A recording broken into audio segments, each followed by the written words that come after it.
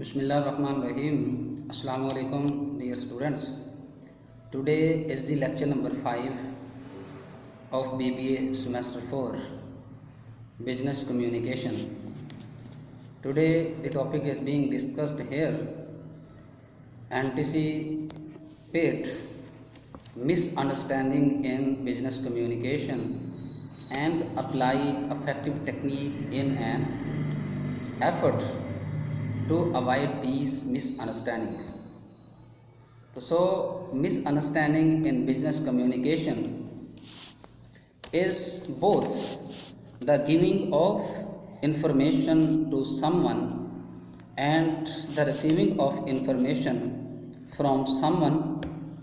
If the person receiving the information does not fully understand and does not ask for clarification, then miscommunication happen. So definitely we should find out all these of the causes which become the cause of the misunderstanding in a communication. In other words, we can say it is a miscommunication between the peoples who are directly or indirectly relevant to this communication. So first of all, the first reason is that now the first cause of the misunderstanding in the business communication is implicit and explicit. These are the both words which are totally opposite with one another. Implicit mean to give any kind of the clue indirectly for the explanation. The explicit mean explain it very clearly and obviously. So sometimes some words are also spoken not obviously and clearly, but just only used for a common clue which can convey something very important. So sometimes we mean exactly what we say, but sometimes our explicit message does not fully concord with our intention. Something required explanation, and sometimes a communication is not required explanation, but indirect gestures points something important.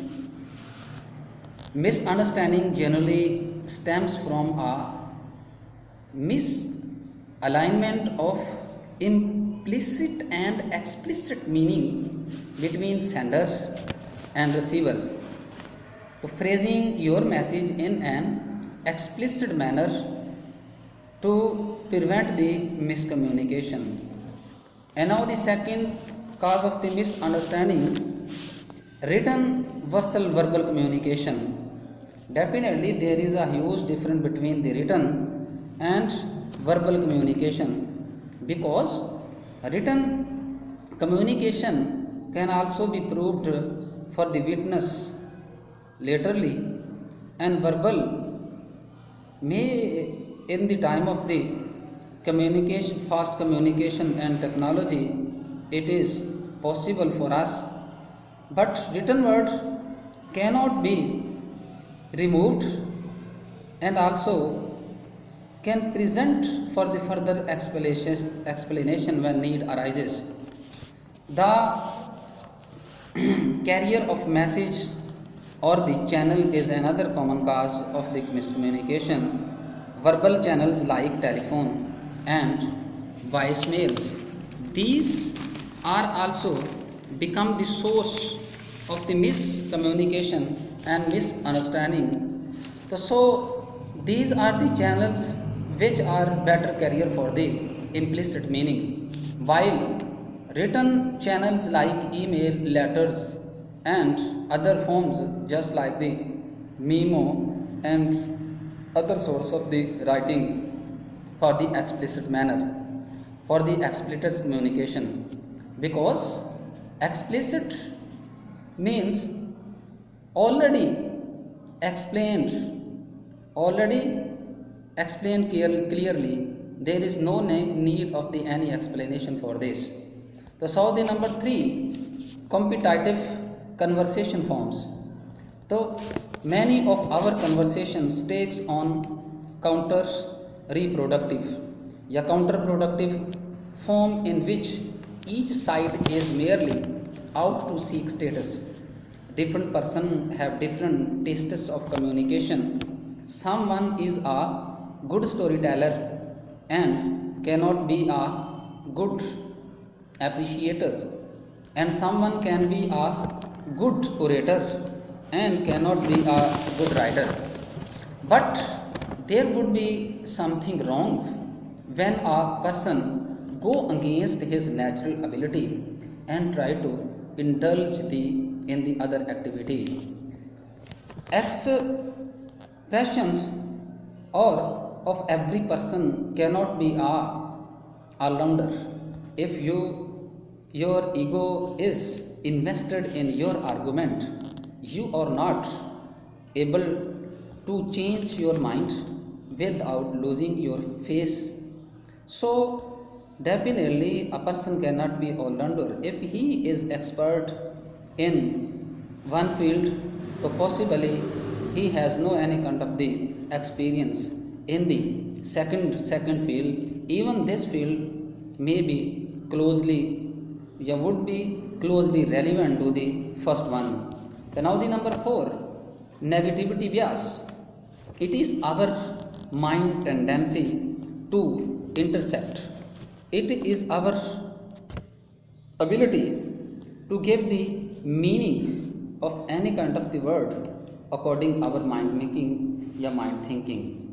So the negativity bias is a major cause of miscommunication as well. The negativity bias is especially persuasive in written channel because the receiver has to do the implicit interpretation.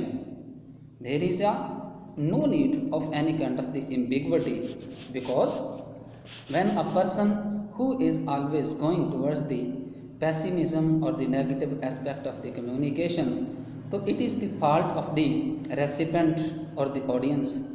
Their fault is not lie with the speaker or the sender. So the number 5, poor listening skills is another one cause of the miscommunication or the misunderstanding in the business communication. Indeed, plenty of the today's miscommunicators cannot be blamed on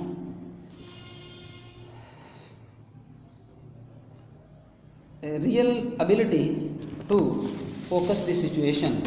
So that is the fault lies with the speaker or the listening skill, not the speaker with the but the recipient or the audience, because they have not ability of listening well, because they are unable to analyze any kind of the writing piece, any kind of the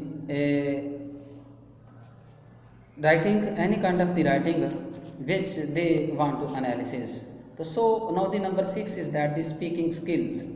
Poor speaking skills. So similarly as the previous one, poor listening skills can also become the cause of the misunderstanding. So in the same way, poor speaking skills also become the cause of the misunderstanding in the communication. So often time misunderstanding in business communication can be blamed on